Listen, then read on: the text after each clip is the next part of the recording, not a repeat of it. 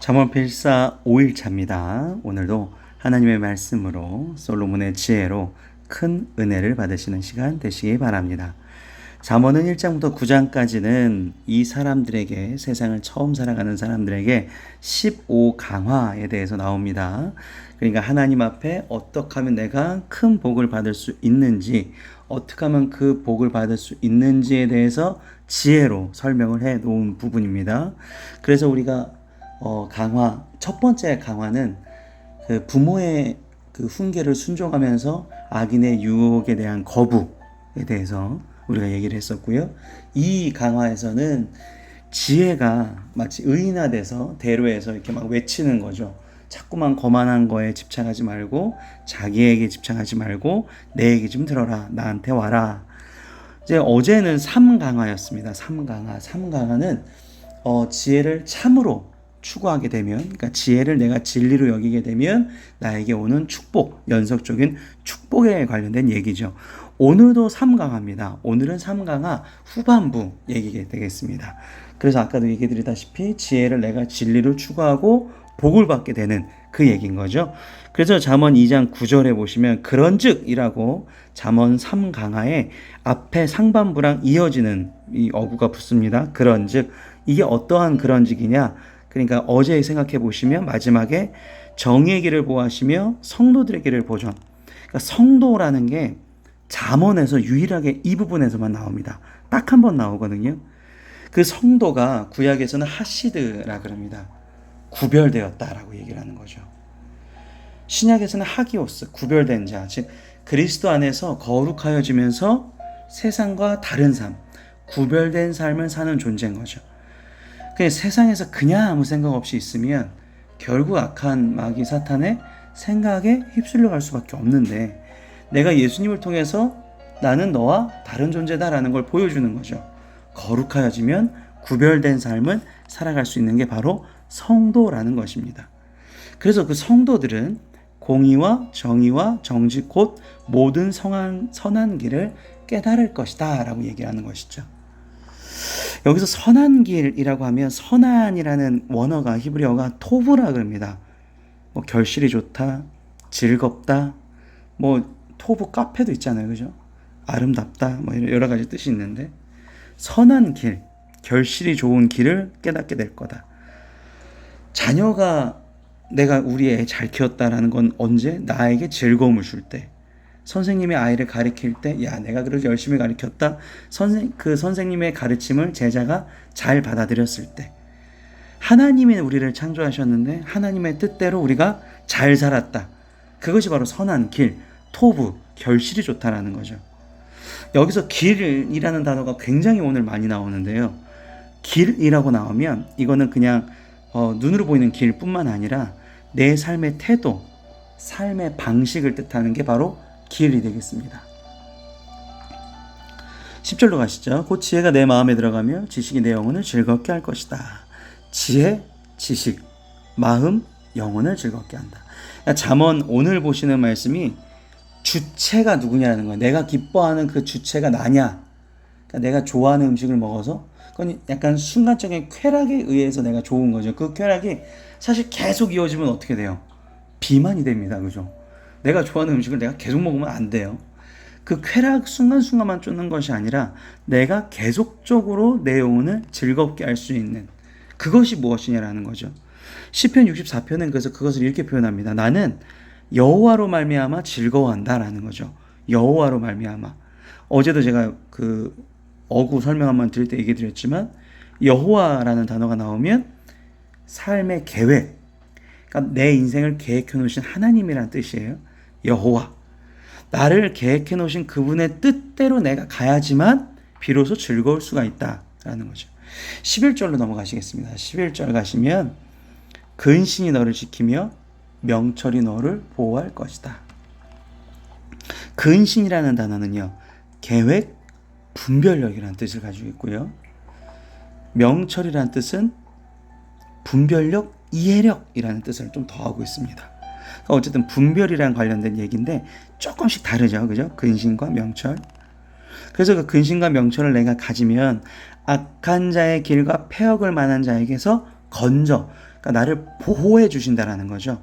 보호해 주신다. 그러면 이 무리는 어떠한 무리? 이 악한 자의 무리는 이렇게 어두운 길로 행하는 무리고 행악하기를 기뻐하는 무리고 폐역이라는 것은 속임수 그리고 매우 고집이 센 이런 사람들이 될 거다. 우리가 이제 이걸 세상 말로 꼰대라고도 막 하죠. 그죠? 말이 안 통한다. 자기 것만 주장을 한다. 세상에서 그냥 그대로 있으면 원래 꼰대가 되죠. 그죠? 근데 하지만 하나님과 공감력을 내가 매일매일 키우는 사람은 꼰대가 아니라 멘토가 될 확률이 더 높습니다. 그래서 내가 어떠한 사람인지를 보면 내가 믿음이 어느 수준인지를 알 수가 있죠. 제가 늘 말씀드리지만 성령 충만하고 사랑 충만한데 막 사람들 앞에서 다른 사람 비난하고 욕하고 이런 사람은 결코 제대로 성령 충만을 받은 게 아니라는 것이죠. 네, 성령 충만은 사랑에 가득한 거기 때문에 그렇습니다. 잠언 2장 15절에 보시면 그 길은 구부러지고 그 행위는 폐역한, 그 구부러진다라는 뜻이 왜곡되었다, 거짓되었다라는 겁니다. 그러니까 세상에 지식으로만 내가 잘 살아갈 거다. 여러 가지 학문을 공부해서 그게 굉장히 위험한 게 뭐냐면 그게 굉장히 나에게 왜곡되어서 온 지식일 수도 있다는 거죠.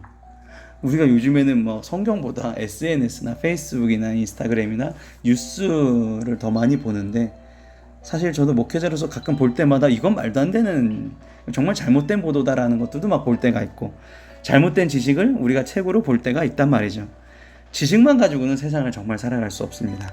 하나님의 지혜로서 살아가는 거죠. 그러면 이 악한 길에서 이 악한 자들의 무리에서 이 폐역하고 구부러진 이 정말 이 고집불통인 이 구부러진 사람들, 이 사람들에서 나는 어떻게 살아날 수 있는가? 지혜로서 내가 구원을 받을 수 있다는 것입니다. 그러니까 어떤 사람 보시면 정말 그 잘못된 걸 가지고 너무나 우기죠. 내가 여기서 어디서 봤는데 막 이런 걸로 가지고 근데 그런 사람들 보면 정말로 막 같이 하고 싶지도 않고 답답하고 어렵단 말이에요, 마음이.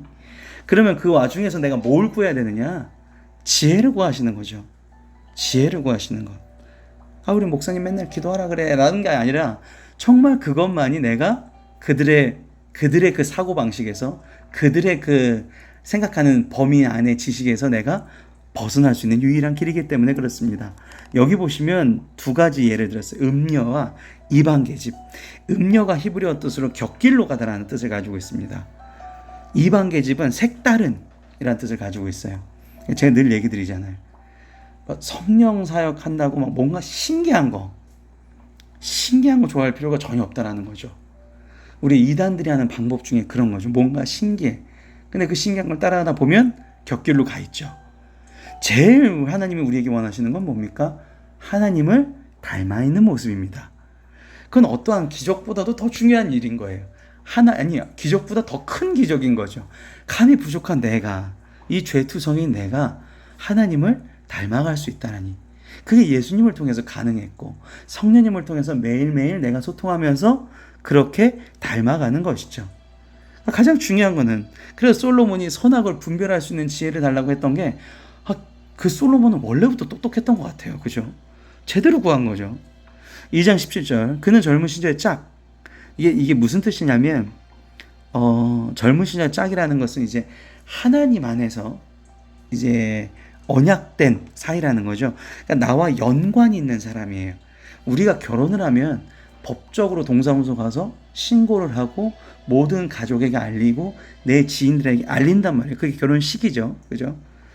이러면 이 사람이 나와 이제 연관된 사람이다라는 것을 공포해 버린 거예요. 그런데 음녀와 이방계집은 어떠한 사람입니까? 사실 나랑 관계가 없는 사람이에요. 근데 그런 사람들과 사랑을 나누면 문제가 있는 거죠.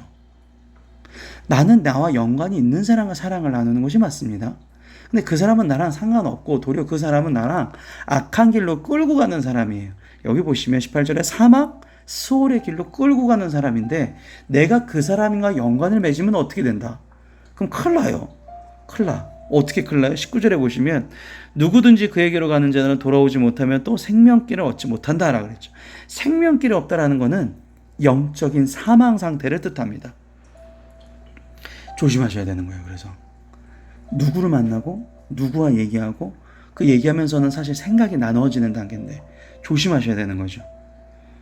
지혜가 너를 선한 자의 길로 행하게 하며 또 의인의 길. 그러니까 반대가 되는 거죠. 아까 구부러진 길, 패역한 길이 아니라 이제는 선한 자의 길, 의인의 길로 갈 수 있다라는 것입니다. 그래서 21절 대저 정직한 자는 땅에 거하며 완전한 자는 땅에 남아 있으리라. 옛날부터 성경도 땅에 대한 게 굉장히 이제 축복의 마치 상징같이 쓰였습니다. 그래서 땅, 그러니까 생활의 터전이라는 걸 얘기하는 거죠. 근데 그 생활의 터전이 하나님의 방패, 우리 이제 7절에 보면 방패가 나오는데 하나님의 보호하심 속에 있는 생활의 터전, 그곳에서 내가 복을 받는다라는 것입니다. 그거를 항상 생각하셔야 정직한 자, 완전한 자로서 살아가야 된다라는 거죠. 내가 그리스도인이니까 정직한 자, 완전한 자, 물론 그럴 수도 있지만 내가 정직한 자, 완전한 자가 돼야지만 복을 받을 수 있습니다. 악인은 땅에서 끊어지고 간사한 자는 땅에서 뽑힙니다. 그들은 하나님의 보호하심을 받을 수 없습니다. 오늘도 하나님의 보호하심을 믿으시면서 승리하시는 귀한 복된 하루 되시기를 바랍니다. 지금까지 샘터감리교회 윤요한 목사였습니다. 감사합니다.